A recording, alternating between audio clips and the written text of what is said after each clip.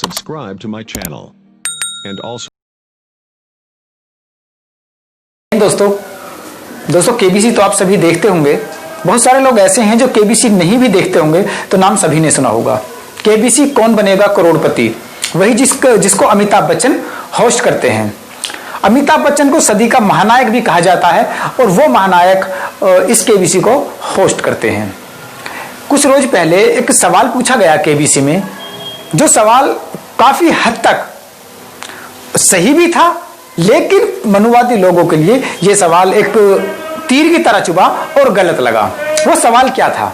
सवाल था 25 दिसंबर 1927 ईस्वी को डॉक्टर भीमराव अंबेडकर ने किस ग्रंथ को और किस ग्रंथ की कुछ प्रतियों को जला दिया और क्यों जलाया गया? इसका जवाब दिया गया मनुस्मृति। जवाब आने के बाद हंगामा स्टार्ट हो गया। कुछ मनुवादी लोगों द्वारा इसका विरोध किया जाने लगा कि मनुस्मृति जो जलाई गई थी वो गलत तरीके से जलाई गई थी। और ये सच भी है कि अगर किसी धर्म की किसी ग्रंथ को आप जला रहे हो तो वो बहुत ज्यादा उसमें गलत है। मगर उस ग्रंथ को जलाया क्यों गया था, उसके बारे में आज हम विस्तार से बात करेंगे। उससे पहले हम बात करेंगे कि अमिताभ बच्चन के ऊपर जो एफआईआर हुई है, अमिताभ बच्चन के ऊपर एफआईआर जो क्यों हुई है। अमिताभ बच्चन के ऊपर एफआईआर हुई है इस ग्रंथ को जलाने के लिए जो सवाल पूछा गया था अमिताभ बच्चन ने, उसके लिए मतलब क्या ऐसा सवाल था, क्या ऐसी बात थी जो मनुवादियों ने अमिताभ बच्चन के लिए ऊपर एफआईआर कर दी। वो सिर्फ और सिर्फ बात यही थी कि ये सवाल केबीसी में क्यों पूछा गया। अगर ये सवाल केबीसी में नहीं पूछा जाता तो अमिताभ बच्चन पे एफआईआर नहीं होती।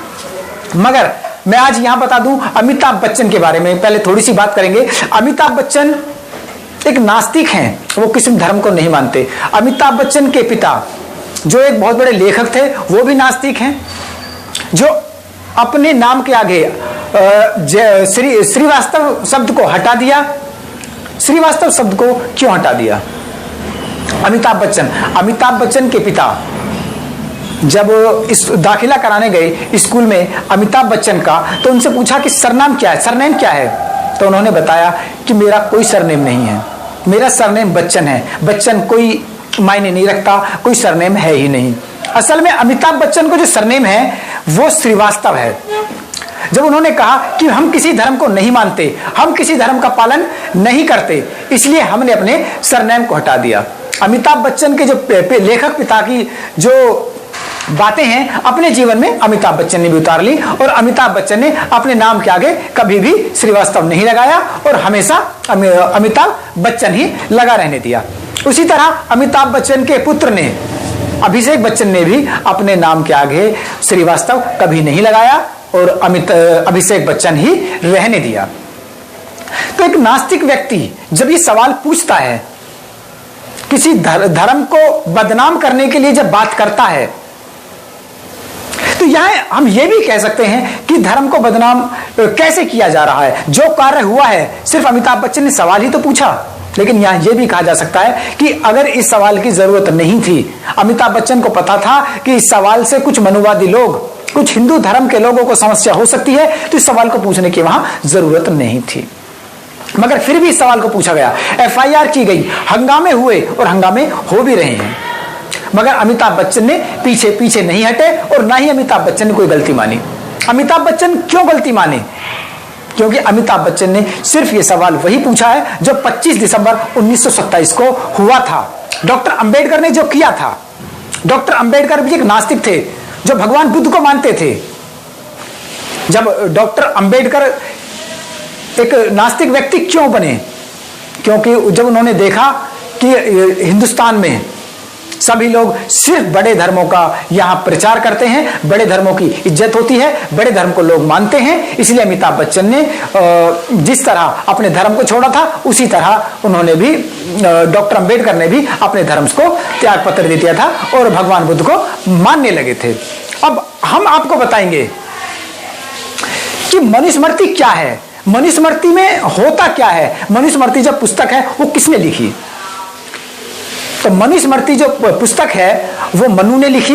मनु एक लेखक थे। स्मृति का मतलब होता है धर्मशास्त्र, धर्म के आधार पर चलने वाली वो पुस्तक या धार्मिक भावनाओं को बताने वाली वो पुस्तक मनुस्मृति कहलाती है, जो हिंदू धर्म में मनुवादी लोगों के लिए, उच्च कास्ट के लोगों के लिए लिखी गई थी।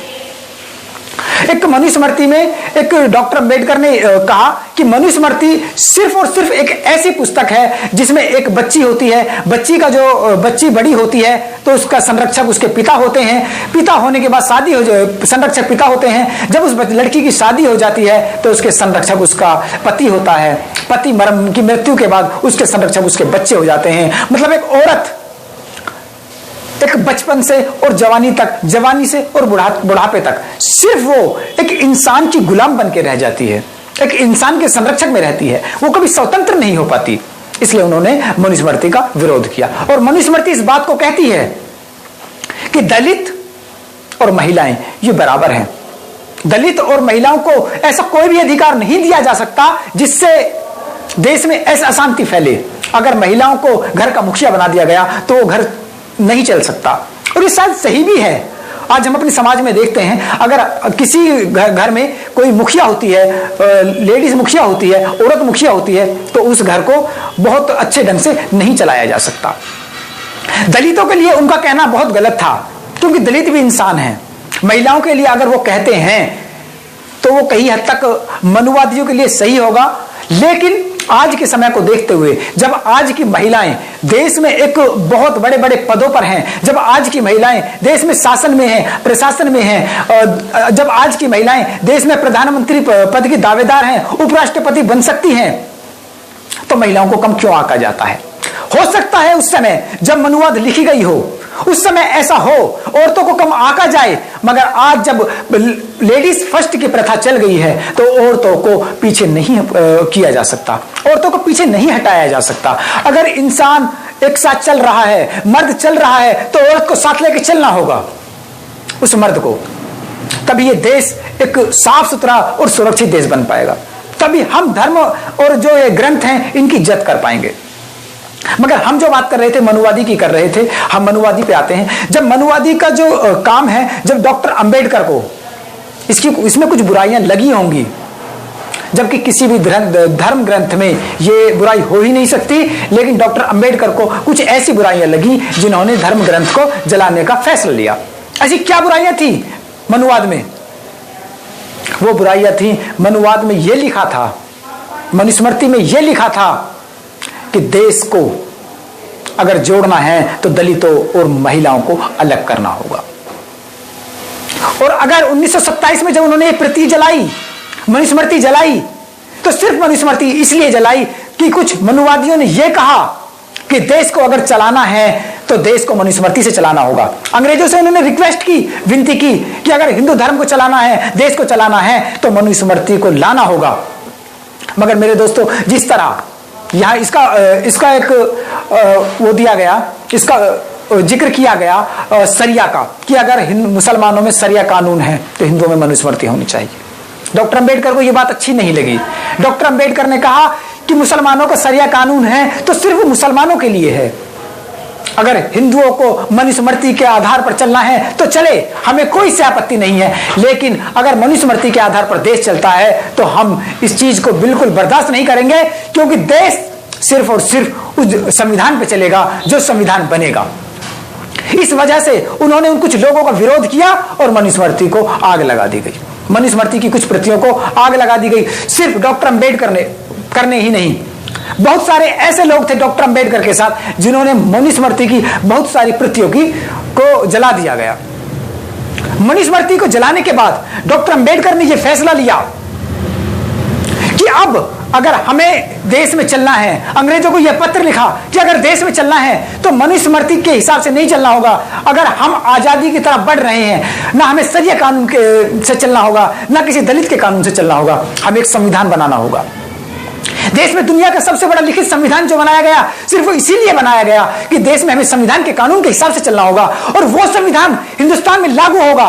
वो संविधान हर छोटे बड़े, हर दलित पे, मुसलमान पे, हिंदू पे, सिख पे, सभी पे कानून पारित होगा, सभी पे लागू होगा।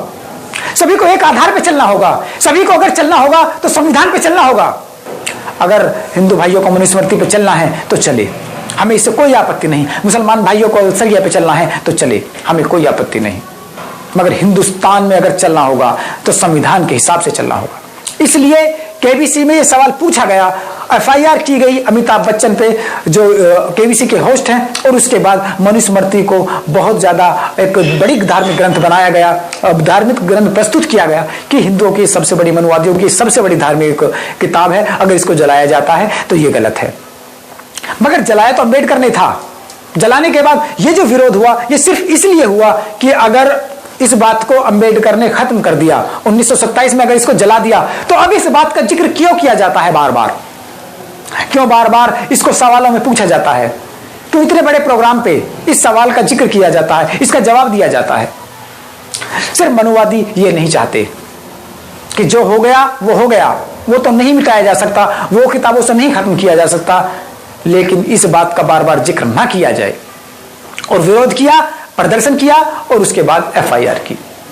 अब देखते हैं कोर्ट में क्या होता है। लेकिन अगर हमें किसी भी धर्म को अच्छा बनाना है, और कोई भी धार्मिक किताब हमें यह नहीं सिखाती कि तुम्हें किसी का विरोध करना है, तुम्हें किसी के साथ गलत चलना है।